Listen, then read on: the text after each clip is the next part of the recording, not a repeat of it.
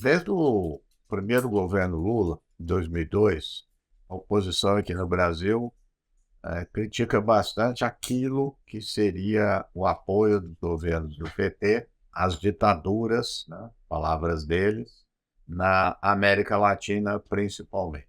E a questão volta agora, nesse momento, dizendo que o governo Lula, o PT, tem uma posição ambígua em relação à questão democrática, porque reivindica a democracia aqui no Brasil, faz articulações com grupos democráticos, propostas progressistas em outros lugares, mas acaba apoiando governos ditatoriais, como principalmente o caso da Venezuela e Nicarágua.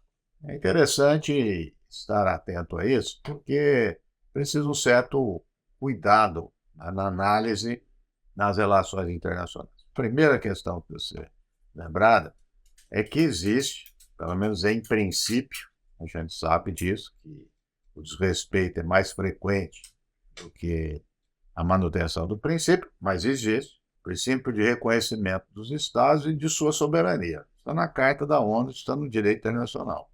E, portanto, se recusar, negar a intervenção. A intervenção ocorre quando há a interferência de um poder externo dentro dos assuntos internos de um país.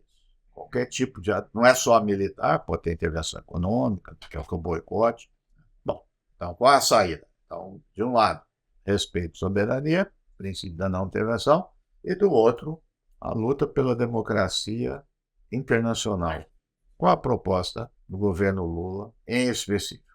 Respeito à soberania. E isso tem sido uma tônica para o Brasil desde lá de 2002. O Brasil se recusou a apoiar a invasão do Iraque, né, criticando todas as ações unilaterais.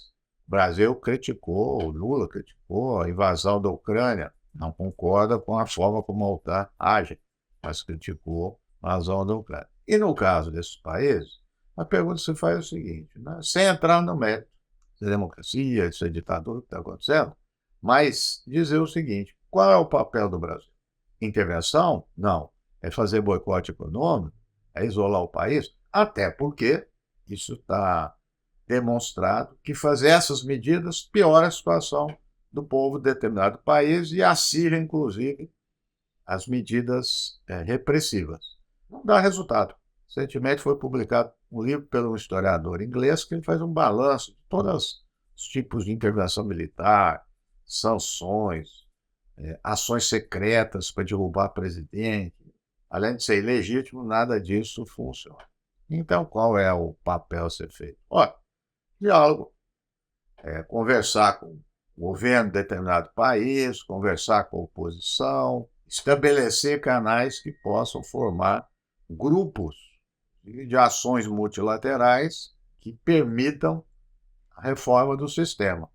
E indo para a questão concreta, o Celso Amorim, ele foi para Venezuela recentemente, se encontrou com Maduro, e aí a oposição e a mídia corporativa fizeram maior barulho, mas se encontrou com a oposição também, conversou com líderes da oposição.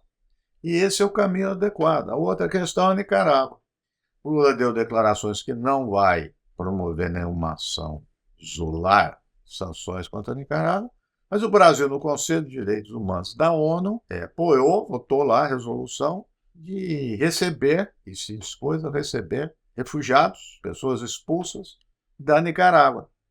E eu vi recentemente líder da oposição na Nicarágua elogiando a atitude do Brasil. Foi muito importante essa manifestação do Brasil no Conselho de Direitos Humanos da ONU. Portanto, é um caminho espinhoso, é um caminho difícil, um caminho cheio de armadilhas, mas creio que é o caminho mais razoável até para não ter esses arroubos intervencionistas ou ser hipócrita. É interessante que o governo Bolsonaro, mesmo falando aí todas as elogias da democracia, pelo contrário, a gente sabe disso, né, o que ele fez. Mas, além disso, nenhuma atitude concreta, por exemplo, como o Brasil fez agora, de diálogo com o governo da Venezuela e da oposição e de uma representação para receber refugiados da Nicarágua. Quer dizer, medidas muito concretas, muito objetivas, legítimas, transparentes. Creio que é esse o caminho mais adequado para essas ações que, repito, muito difíceis e complexas a serem tomadas no âmbito internacional.